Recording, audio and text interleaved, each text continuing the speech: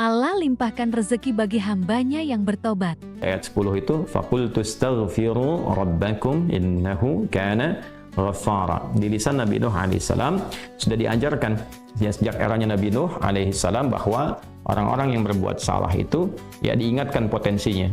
Ada rahmat Allah Subhanahu wa taala untuk memperbaiki kesalahannya sehingga menjadi saleh. Ya, ini satu fitrah.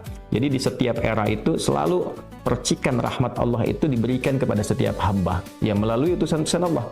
Di era-eranya ada rasul ya, ada nabi, kemudian rasul nabi berhenti ya dengan hadirnya Nabi Muhammad SAW dan wafatnya beliau, selesai era kenabian, selesai era kerasulan, maka semua petunjuk-petunjuk yang telah sempurna itu diteruskan oleh sahabat beliau dari kalangan ulama. Nanti kalangan ulama ini mengajarkan kepada ulama di generasi selanjutnya, di tabi'in, tabi'ut tabi'un, sampai kemudian kepada kita. Ya, ini pakemnya sudah ada. Jadi dalam diri kita ini boleh jadi setiap manusia itu kan tidak ada yang suci ya, kecuali para nabi dan rasul yang memiliki sifat maksum, dijaga dari kesalahan. Boleh jadi saya, anda, kita berbuat satu kesalahan, tapi rahmat Allah menjadikan kita itu mendapatkan fitrah untuk memperbaiki itu. Nah, ini yang nggak dimiliki oleh setan. Setan itu salah ya salah, kan? Salah ya salah. Jadi ketika dia berusaha untuk mendapatkan rahmat Allah pun dengan taubat itu selalu terhambat dengan kesombongannya, istakbar itu. Ya, satu kali ditawari untuk bisa mendapatkan ampunan pun, ya lalu diberikan satu syarat untuk hormat kepada jasadnya Adam pun, kan, itu tetap kemudian dia abai. Sekali lagi saya ingatkan untuk menekankan bahwa kita ini tercipta sebagai manusia, bukan setan. Ya, sepanjang kita menyadari kita manusia dan berbuat salah, maka aktifkan sinyal taubat itu. Ya, sejak di era sebelumnya, bahkan di era Nabi Adam alaihissalam turun ke muka bumi, kemudian juga berkeluarga. Ya, risalah-risalah tentang taubat itu selalu kemudian disampaikan.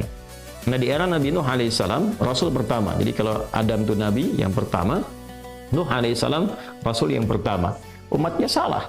Maka dengan kasih Allah Subhanahu wa ta'ala diturunkanlah kemudian pengingat. Ya, lewat fitrah kemanusiaan ini. Lewat Nabi Nuh alaihissalam disampaikan, faqultu astaghfiru rabbakum innahu kana ghaffara. Ya, maka aku tegaskan kepada kalian, istaghfiru rabbakum, cepat istighfar, cepat balik lagi, ambil kalimat-kalimat ampunan, ambil kalimat-kalimat tobat ya dari Allah Subhanahu wa taala, menggunakan Rabb tuh yang telah menciptamu, merawatmu, menyayangimu, mengingatkan. Jadi Rabb itu ada nilai-nilai rububiyah di dalamnya. Ya, ada sifat-sifat rububiyah. Ya, bukan sekedar mencipta, tapi juga merawat, memberikan perhatian, memberikan kebutuhan. Kalau dalam bahasa bebasnya Allah seakan ingin mengatakan, hei, aku kan yang cipta engkau, ya kan? Engkau berbuat salah, aku berikan kesempatan untuk saleh. Aku kirimkan di kalimat taubat, aku berikan kesempatan untuk memperbaiki diri. Kenapa engkau nggak ambil, ya kan? Ya, indah sekali gitu.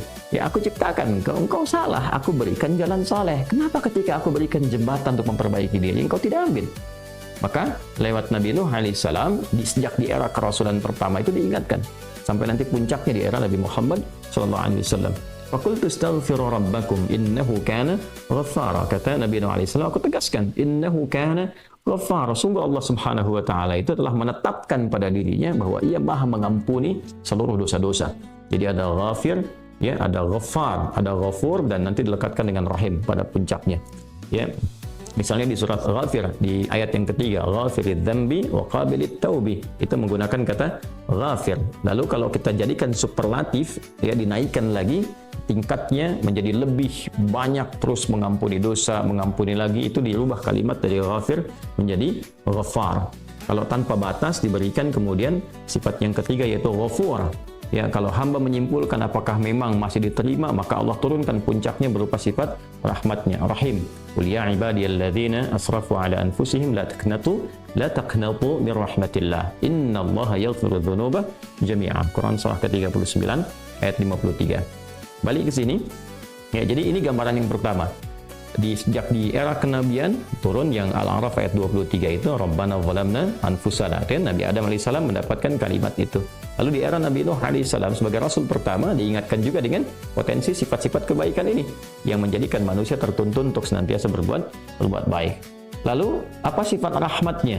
Ya, kalau kita kembalikan ke konstruksi Al-Baqarah ayat 37, tadi kan saya katakan di awal ya, Allah menegaskan seorang yang taubat ingin merubah dirinya dari salah menjadi saleh, bukan sekedar dituntun oleh Allah, tapi juga dipercikan kasih sayang Allah kepadanya. Rahmat Allah diberikan.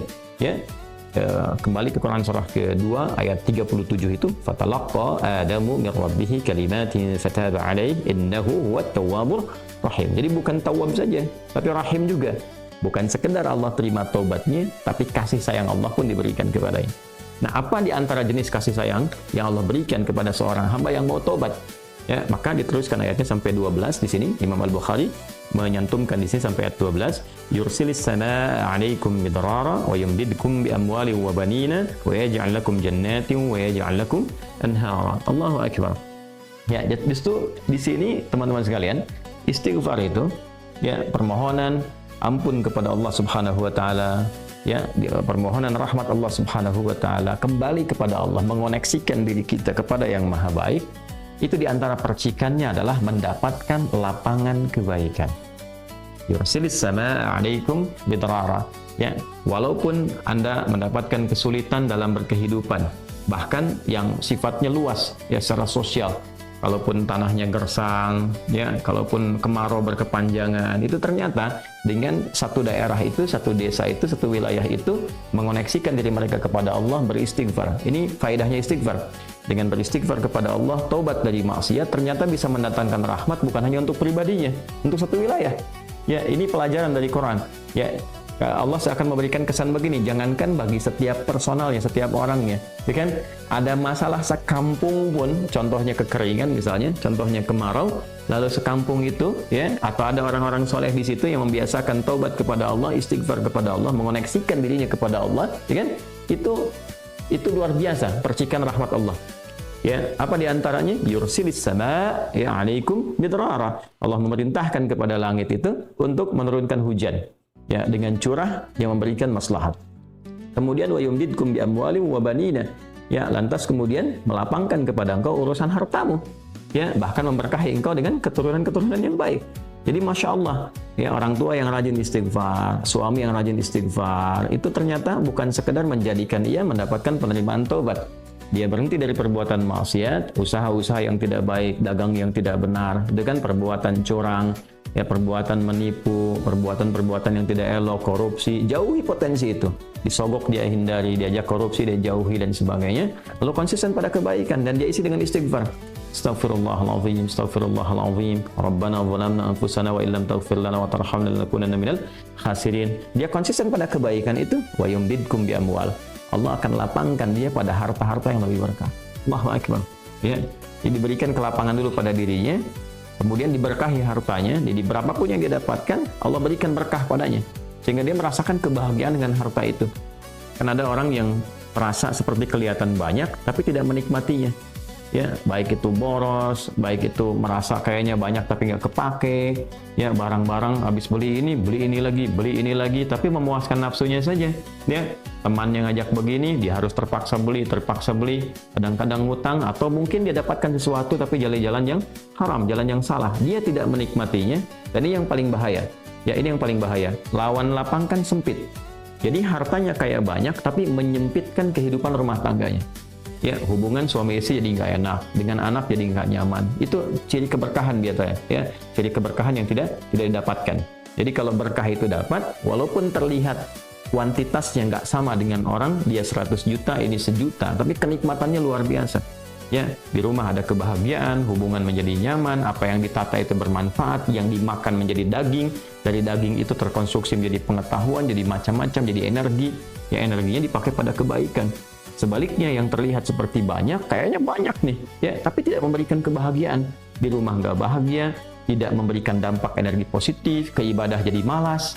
Ya, itu ciri-ciri pertama kalau harta kurang berkah itu, apalagi tidak berkah, itu pasti menurun kesolehannya, meningkat kesalahannya. Pasti itu. Ya, jadi mulai menurun nih, sholat mulai menurun, baca Quran mulai menurun. Nah, kesalahan mulai meningkat. Makan mulai salah, minum mulai salah. Yang tadinya minum yang baik-baik, sekarang minum yang tidak baik dan sebagainya. Nanti kalau sudah begini, pasti hubungan di rumah tangganya pun nggak akan jadi baik gitu. Ya, dan itu akan terbawa dalam kesempitan. Nah, cara untuk mengatasi itu, ini balik ke Quran surah An-Nuh tadi, di ayat 10 sampai dengan ayat 12. Kalau kita menyadari kemudian itu salah, lantas ingin memperbaiki diri, kembali kepada Allah, perbaiki diri kita, ya, lalu mengingat Allah, menyesali apa yang telah dilakukan, berjanji untuk berbuat baik, itu tidak tanggung apa yang Allah jawab. Ya, Kalaupun ada satu kelapangan yang tidak berkah tadi diganti oleh Allah, dihilangkan yang kurang baiknya, dilapangkan dengan yang baik-baiknya. Lalu setelah itu dijaga keluarganya. Ini memberikan kesan bahwa ada hubungan yang korelasi secara langsung antara harta dengan keluarga, dengan anak keturunan. Jadi hati-hati, saya ingatkan kepada para ayah, pada saya pribadi dan kita semua, jangan sampai membawa yang haram ke rumah. Sekali lagi, jangan sampai membawa yang haram ke rumah. Jadi kalau istri sudah memasak itu di dapur, menjadi makanan, dikonsumsi oleh anak-anak jadi daging, ya, dikonsumsi jadi daging nih, itu jadi karakter. Ya, itu sudah fitrah, sudah umum begitu. Jadi kalau dia baik, akan membentuk kebaikan. Kalau nggak baik, akan merubah ya, pada keburukan. Kontrolnya susah di situ. Ya, sangat sulit sekali. Nah, caranya tadi kembali kepada Allah, tinggalkan yang kurang baik tadi, nanti Allah rubah. Ya, cara dia mendapatkan harta itu, walaupun awalnya terlihat nggak nyaman, karena akan merubah diri, mengeluarkan yang kotor dulu. Ya, kalau terlalu banyak kotoran, mandi kan ya agak cukup pekat tuh mandinya, bersihkan lagi. Rasa nggak seperti biasa. Tapi setelah dibersihkan semua jadi enak kan? Nah, itulah agama begitu. Dibersihkan yang kotor itu kayaknya awalnya nggak enak, tapi kemudian hatinya jadi lapang. Yang diberikan kelapangan hati dulu. Ya, begitu hatinya lapang, baru nanti Allah buka jalan.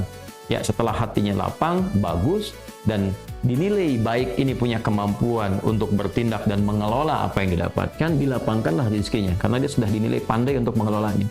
Setelah itu diperbaiki keturunannya. Ya.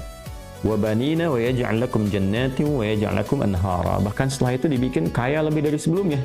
Ya, asetnya ditambah lagi, diberikan kenikmatan hidup, ya, sampai dijaga hingga kembali kepada Allah Subhanahu wa Ta'ala. Itu faidah istighfar. Jadi kalau kita biasakan bertekad, berniat memperbaiki diri dari yang salah menjadi baik, itu Allah sudah berikan motivasi. Aku bukan hanya terima taubatmu, tapi aku rubah keadaan hidupmu lebih istimewa, lebih mahal nilainya dibandingkan dengan keadaan sebelumnya yang terlihat seperti fata morgana. Kemudian dikuatkan dengan Quran surah ketiga Ali Imran ayat 135, ya. Di sini disampaikan Allah Subhanahu wa taala berfirman, a'udzubillahi minasyaitonir rajim. Bismillahirrahmanirrahim. Walladzina idza fa'alu fahishatan aw zalamu anfusahum ini dzakarullaha fastaghfaru lidzunubihim wa may yaghfiru dzunuba illa Allah wa lam yusirru ala ma fa'alu wa hum ya'lamun. Di highlight di sini di firman Allah Subhanahu wa taala, dzakarullaha fastaghfaru lidzunubihim. Ya, yaitu orang-orang yang mendapatkan rahmat Allah Subhanahu wa taala itu. Jadi ini korelasinya dengan ayat 133. Jadi ayat 133 itu Allah Subhanahu wa taala berjanji bagi orang-orang yang menyegerakan istighfar. Jadi ingat dosa hari ini nih. Sekarang misalnya malam nih, kita ingat ada dosa yang dikerjakan. Lantas ketika ingat itu istighfar. Istighfar, minta ampun sama Allah, gitu kan? Itu menyegerakan sesuatu tanpa jeda disebut dengan sara'a. Ya, sara'a. Jadi ada sa'a, ada sara'a. Kalau sa'a itu menyegerakan sesuatu dengan persiapan. Ya, makanya besok nih ada Jumatan menggunakan sa'a. Fas'au bukan wasari'u. Ya, ya ayyuhalladzina amanu idza nudiya lis-salati min yaumil jumu'ati fas'au bukan fasari'u. Fas'au itu Quran surah Al-Jumu'ah.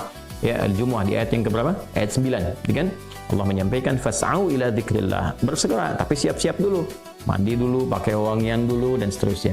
Tapi kalau dia bersegera cepat, nyaris tanpa jeda, itu menggunakan sarah. Sehingga guru-guru mengatakan bisurah, cepat, nggak usah banyak jedanya, ya kan? Nah, di Ali Imran ayat 133 Allah berfirman, wasari'u ila maghfiratin min rabbikum. Kalau engkau merasa ada salah, bergegas, jangan tunda-tunda. Ya, ingat malam ini, jangan tunda besok. Gimana kalau kemudian tengah malam meninggal? Ya, segera istighfari. Nah, orang yang menyegerakan istighfar saat ingat kesalahan, apa yang didapatkan? Wa jannatin arduhas samawati wal ardu uiddat lil muttaqin. Maka orang ini akan diberi harapan oleh Allah, ya, diperkenankan untuk memohon, bahkan ketika pulang disiapkan surga untuknya seluas langit dan bumi. Dan itu bagian dari sifat takwa. Jadi takwa itu bukan sekedar amar ma'ruf. Saat Anda ingat sholat, Anda ingat puasa, ingat baca Quran. Tapi takwa juga ada bagiannya nahi mungkar. Saat Anda ingat salah, lalu Anda taubat. Ya, saat Anda ingat salah, Anda pengen jadi soleh. Saat Anda ingat maksiat, Anda ingin taubat. Itu bagian dari takwa. Nah, bagaimana kemudian cara mengimplementasikan itu semua? Nah, ini poinnya. Ya, walladzina idza fa'alu fahishatan aw zalamu anfusahum dzakarullaha fastaghfaru lidzunubihim. Itu orang-orang. Ini menggunakan, sering diterjemahkan dengan orang-orang yang, gitu kan? Walladzina, alladzina disebutkan 1080 kali dalam Al-Quran setidaknya.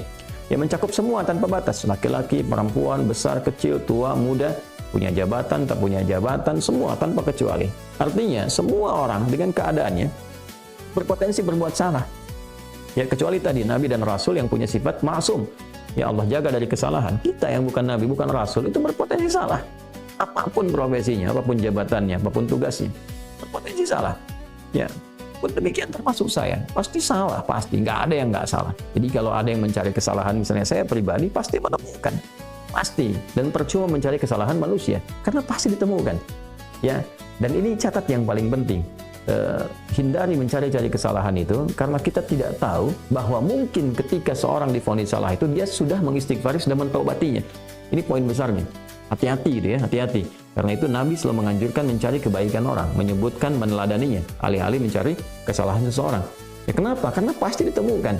Tapi yang tidak pasti itu, kita nggak bisa memastikan orang itu sudah taubat atau belum. Yang paling bahaya adalah mencela orang, mencari kesalahan orang, mencaci orang yang sudah dia taubat dan taubatnya diterima orang, diterima Allah Subhanahu wa taala. Hati-hati ya, mencari kesalahan orang, mencela orang, ya kan?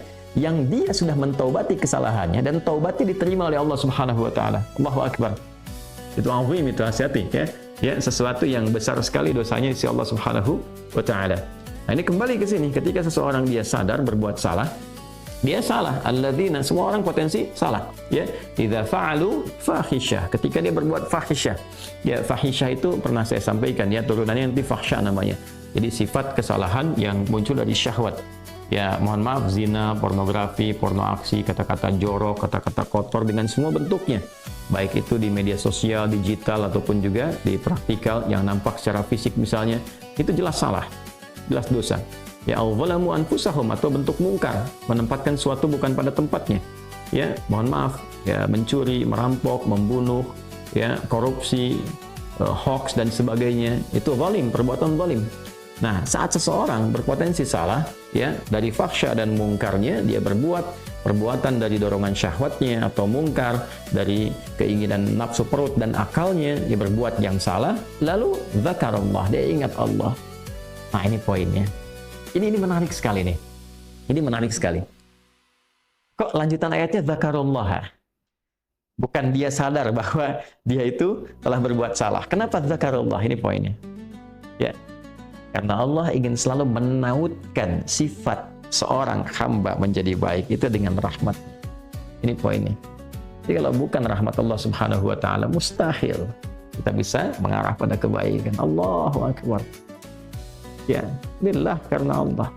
Lillah karena Allah. Ya, jadi orang-orang yang bertaubat dengan merasakan rahmat Allah itu beda. Dengan sekedar dia pengen memperbaiki lain rasanya, lain. Ya, jadi kalimat zakarullah itu mahal sekali. Jadi ingin memberikan dampak kesadaran kepada kita bahwa hey, Allah tuh nggak ninggalkan kamu. Ya, Allah tahu kamu salah, tapi sepanjang nyawa kamu belum sampai ke kerongkongan, kamu diberi potensi untuk taubat. Ya, taubat. Kan sering saya ungkapkan, Firaun saja, se-Firaun-Firaunnya dikirimkan 2 nabi, Musa dan Harun. Ya, sebagai keadilan Allah, kasih Allah dan adilnya untuk memberikan hidayah. Ya, sampai titik puncak kan nyawanya di kerongkongan. Cuman sayang kan dia sendiri yang memilih untuk tidak mengambil hidayah itu. Sampai nyawanya di kerongkongan. Sampai tenggelam itu. Nah, itu sudah disampaikan informasinya, kisahnya, jejak sejarahnya sampai sekarang diabadikan supaya seluruh anak cucu Adam itu sadar jangan berbuat yang seperti itu. Ya, sekali lagi hanya setan yang tidak kenal taubat. Zakarullah, dia ingat Allah. Nah, sekarang tinggal kita mempelajari ketika ingat Allah itu apa yang harus dihadirkan. Ini poinnya. Allah tawarkan kita bukan hanya sekedar jadi baik, rahmat dibuka, kasih sayang dibuka, kelapangan hati dibuka. Ya. Ya, makanya saya barangkali juga ingin menekankan materi-materi semacam ini, yaitu penting untuk disampaikan ya kepada saudara-saudari kita barangkali yang sekarang dengan kasih sayang Allah itu ya diisolasi di satu tempat seperti lapas misalnya, lembaga permasyarakatan. Boleh jadi itu kasih Allah untuk diperbaiki sehingga dia konsisten bisa berbuat baik saja di dalam, ya, terjaga dari perbuatan-perbuatan di luar, dikontrol supaya bisa kembali pada jalan yang baik. Dia bisa di dalam, bisa memperbaiki diri, istighfarnya enak, bisa ngaji, kadang ketemu ke masjid dan sebagainya. Kalau ini dimanfaatkan dengan baik, Allahu Akbar, Allah kasih kelapangan. Ya, walaupun mungkin tinggal di tempat yang sempit, terasa kemudian dibatasi dengan sel-sel, tapi hatinya lapang, itu luas, megah, dan jadi nikmat. Ya, orang butuh waktu untuk menghafal, butuh suasana. Anda punya tempat yang cukup ideal untuk menghafal Quran, memperbaiki diri, dan fikihnya ada kan.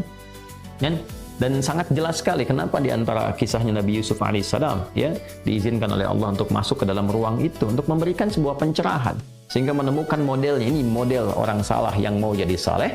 Bahkan setelah itu dia keluar dan diangkat jadi pembantunya raja, kan pada masa itu asisten rumah tangganya raja.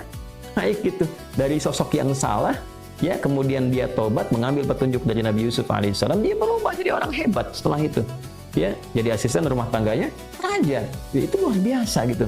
Ya, tapi yang memilih kemudian untuk jalan-jalan keburukan tetap bertahan di dalamnya selesai gitu.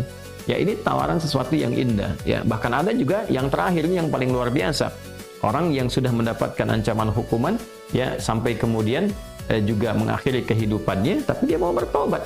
Ya, maka dia bisa mengakhiri kehidupannya itu dengan apa yang telah ditetapkan. Misalnya kan kita nggak tahu garis takdir itu bagaimana. Ya, wallahu alam, tiba kemudian manusia memberikan hukuman, tapi Allah dengan kehendaknya merubah itu semua, bisa berubah. Ya, tapi kemudian kalau itu bersamaan dengan takdir yang telah Allah tetapkan, dia menjadi baik. Di Islam itu selalu ada solusi. Selalu ada solusi dan pedomannya mengantarkan pada kebahagiaan. Itu poin tertingginya.